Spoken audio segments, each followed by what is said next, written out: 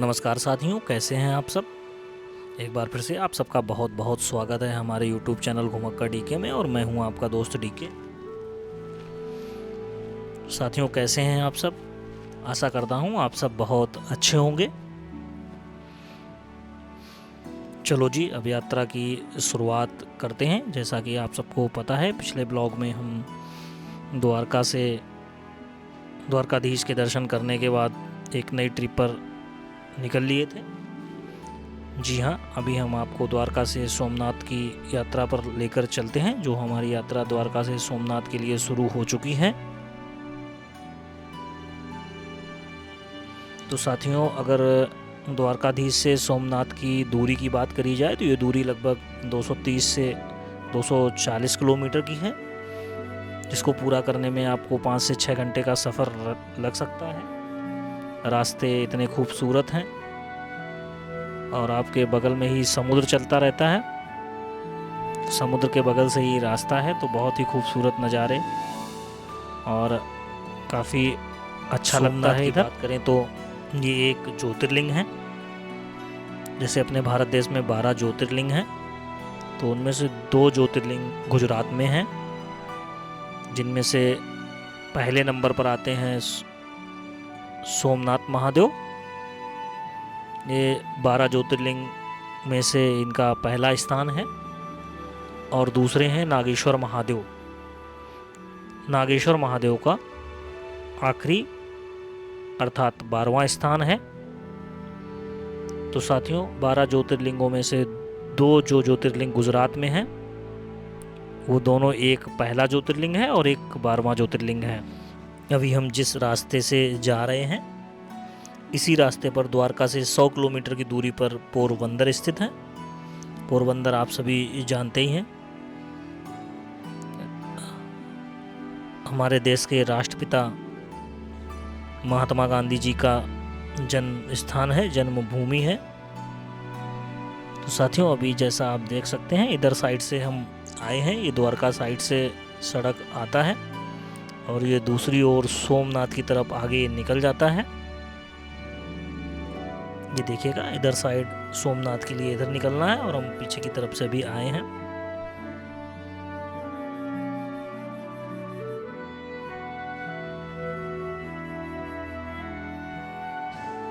यहाँ रास्ते के साथ साथ समुद्र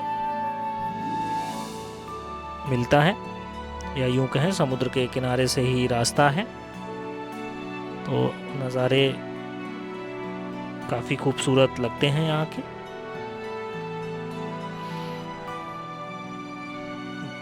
समुद्र के किनारे जो ये पेड़ मिलते हैं, ये पेड़ काफ़ी खूबसूरत लगते हैं।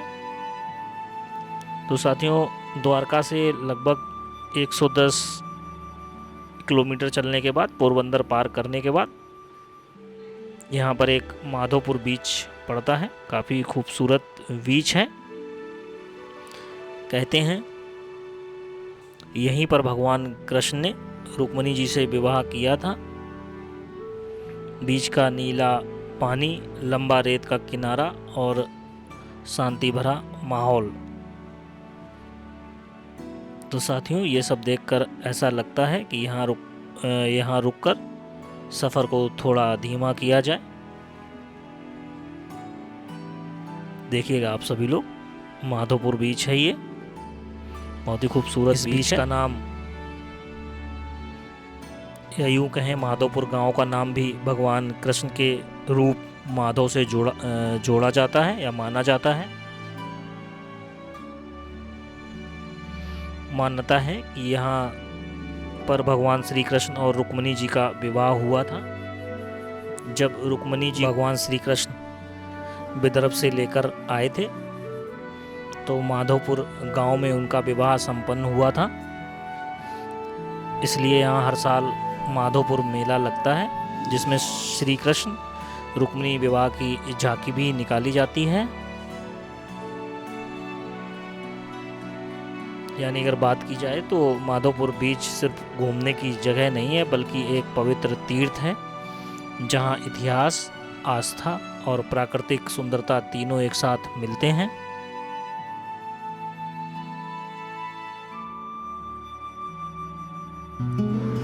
यहाँ एक प्राचीन माधवराय मंदिर है जो कृष्ण रुक्मिणी विवाह की गवाही देता है। माधोपुर बीच की खासियत है कि ये अरब सागर के किनारे फैला हुआ लंबा सुनहरा तट है। इसका शांत और स्वच्छ यह इतना शांत और स्वच्छ है कि कई लोग इसे मिनी गोवा भी कहते हैं।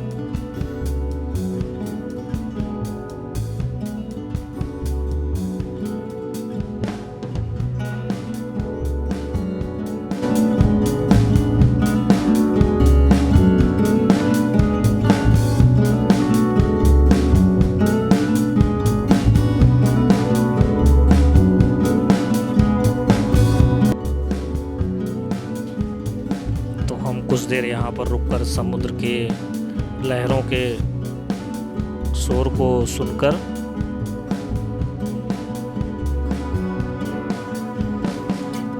काफ़ी अच्छा महसूस करना चाहते थे, इसलिए हम कुछ देर यहीं पर ठहर जाते हैं और बीच के किनारे पर ही रुककर समुद्र की लहरों को देखते हैं।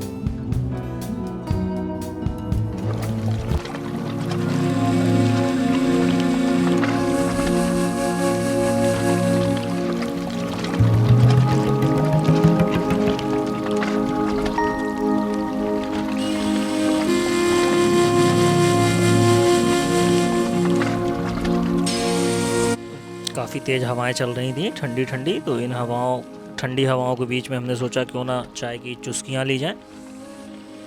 तो हम यहाँ पर पीते हैं गर्मा गर्म चाय और इसके बाद समुद्र किनारे हो रही कुछ राइड्स भी एंजॉय करते हैं। रेत पर इस गाड़ी को चलाने का अपना ही एक मज़ा है। हैंडल को बहुत तेज़ी से पकड़ना रहता है क्योंकि रेत पे बैलेंस उतना अच्छा नहीं रहता, पहिए इधर उधर स्किड होते रहते हैं। देखिएगा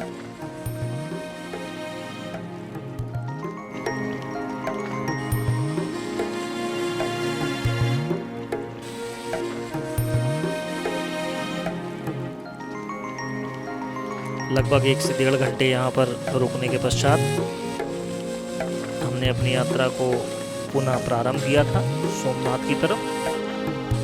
माधोपुर से अब सोमनाथ महादेव की दूरी महज 100 से 110 किलोमीटर की रह गई थी। आप सब लोग अपने मोबाइल स्क्रीन पर देख पा रहे होंगे, रास्ता बड़ा ही सुकून देने वाला है। एक तरफ समुद्र की ठंडी हवा तो दूसरी तरफ गांव खेतों का देसी और हरा भरा नज़ारा। गाड़ी जैसे जैसे आगे बढ़ती है लगता है हम सिर्फ सड़क पर नहीं बल्कि श्रद्धा की डगर पर आगे चल रहे हैं।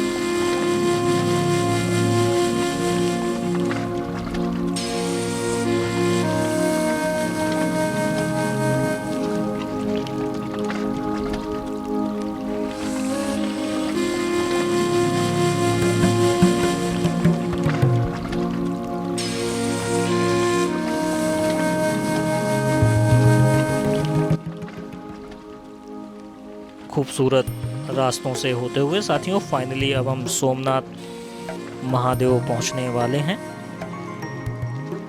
बस कुछ ही दूरी पर अब सोमनाथ महादेव का दिव्य प्राचीन और भव्य मंदिर स्थित है।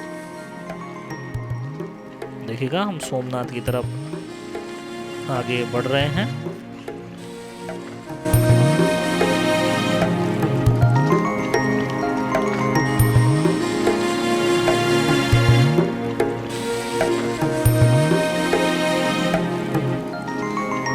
सोमनाथ की बात करें तो सोमनाथ कोई साधारण मंदिर नहीं है।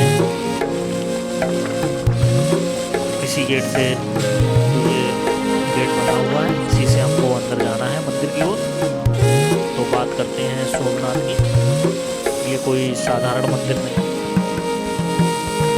यह भगवान शिव का पहला ज्योतिर्लिंग है, जहाँ चंद्रदेव ने तपस्या करके शिवलिंग की स्थापना की थी। इतिहास में कितनी बार इसे तोड़ा गया, पर हर बार आस्था ने इसे फिर से खड़ा किया। यहाँ पर कई सारे आक्रमण भी हुए, लूटा गया, तोड़ा गया, लेकिन हर बार भक्ति और आस्था ने इसे फिर से खड़ा कर दिया। शायद इसीलिए इसे अनादि, अनंत और अविनाशी कहा जाता है।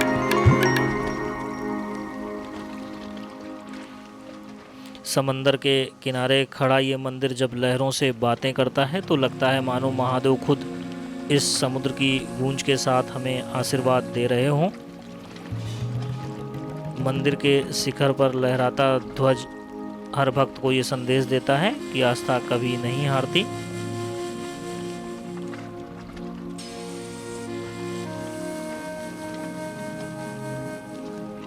और जब गर्भगृह में शिवलिंग के सामने खड़े होते हैं तो दिल खुद ब खुद झुक जाता है। तो साथियों, हमारा यह सफ़र द्वारका से शुरू हुआ, जो महादेव के चरणों में आकर पूरा हुआ है। तो साथियों, ये देखिएगा सोमनाथ मंदिर के आसपास का नज़ारा है। सामने दूर आप मंदिर भी देख पा रहे होंगे। यहाँ मोबाइल फ़ोन ले जाना अलाउड नहीं होता है, तो मोबाइल फ़ोन हम कार पे ही रखे गए थे और अभी हम दर्शन कर चुके हैं और कार से मोबाइल निकालकर पुनः यहाँ पर आए हुए हैं। सामने श्री सोमनाथ मंदिर ज्योतिर्लिंग का बोर्ड लगा है और यहाँ से ही मैं आपको मंदिर की गुंबद दिखाने का प्रयास करूँगा। ये देखिए, आप सामने देख पा रहे होंगे, जिस पे विभिन्न तरह की लाइटों से प्रकाश किया जा रहा है। ये मंदिर की चोटी है और यहीं आसपास बहुत ही खूबसूरत छोटी छोटी दुकानें लगी हैं। देखिएगा आप सभी लोग।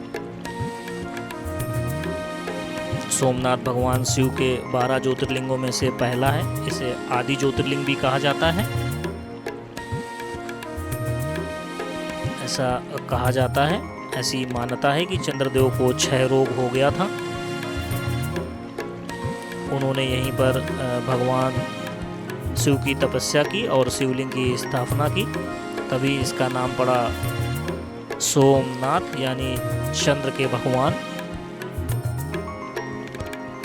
साथियों, इस मंदिर को महमूद गजनवी और कई आक्रमणकारियों ने लगभग 17 बार तोड़ा और लूटा, लेकिन हर बार यह मंदिर फिर से खड़ा हुआ।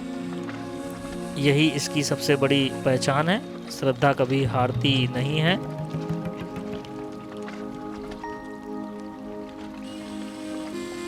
सोमनाथ मंदिर अरब सागर के किनारे खड़ा है। मंदिर की पिछली दीवार से अगर आप सीधी रेखा खींचो तो उस लाइन में ना तो कोई पहाड़ है, ना कोई मंदिर, ना ही कोई दूसरी ज़मीन। सीधा अंटार्कटिका तक सिर्फ समुद्र है। इसे प्रवाह पथ या बाढ़ स्तंभ कहा जाता है।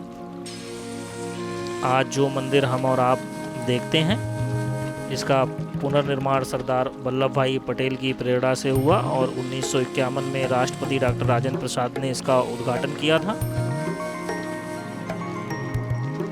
तो साथियों, हमारी अगली सुबह 6:10 की अहमदाबाद से दिल्ली की फ़्लाइट थी, जिसके लिए हम सोमनाथ से तकरीबन 8 बजे निकले थे। बारिश भी काफ़ी ज़्यादा हो रही थी, जिसकी वजह से रास्ते में हमको जाम भी मिला था। तो 8 बजे से पूरी रात ड्राइव करने के बाद हम लोग आखिरकार 4:30 बजे अहमदाबाद एयरपोर्ट पहुंच चुके थे। साथियों, एक समय ऐसा लग रहा था कि हम लोगों को फ़्लाइट नहीं मिल पाएगी। हमने उम्मीद छोड़ दी थी, क्योंकि रास्ते में जाम था। बारिश की वजह से कई जगह डाइवर्जन थे और अहमदाबाद से सोमनाथ के लिए जो रास्ता गया है तो वो राजकोट के आसपास काफ़ी ज़्यादा ख़राब है, जहाँ पर पानी भरा हुआ है, जिसकी वजह से काफ़ी ज़्यादा देर लगी हमको। लेकिन राजकोट पार करने के बाद अहमदाबाद तक हमें बहुत ज़्यादा दिक्कतों का सामना नहीं करना पड़ा। इसकी वजह से हम लोग एयरपोर्ट टाइम से पहुंच गए और हमारी एंट्री हो गई।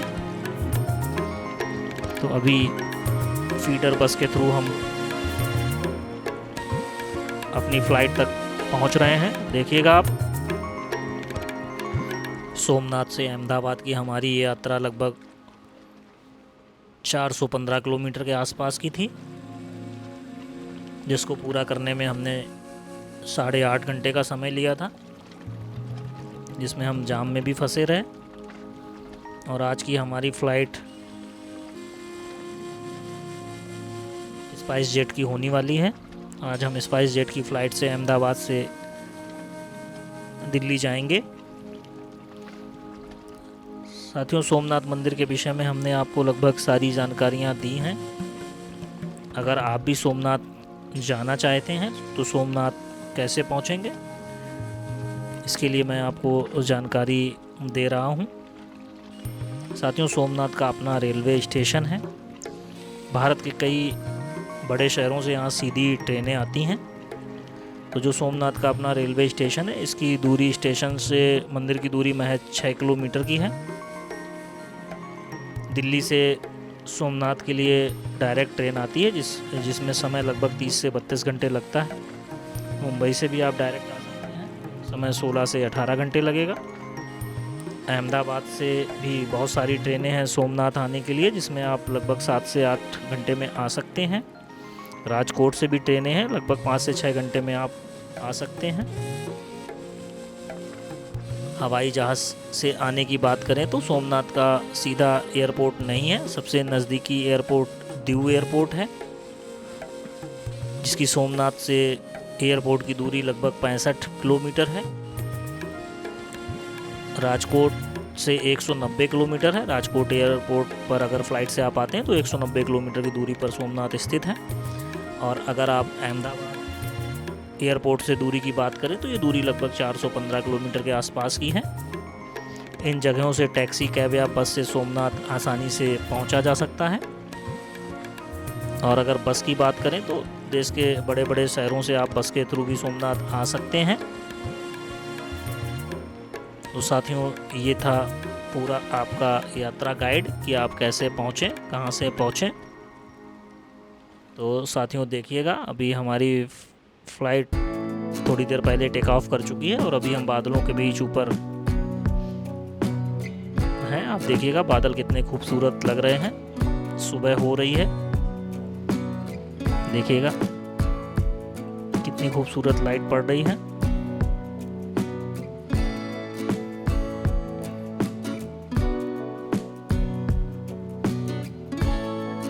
ये देखिएगा, बहुत ही अच्छे नज़ारे हैं बादलों के।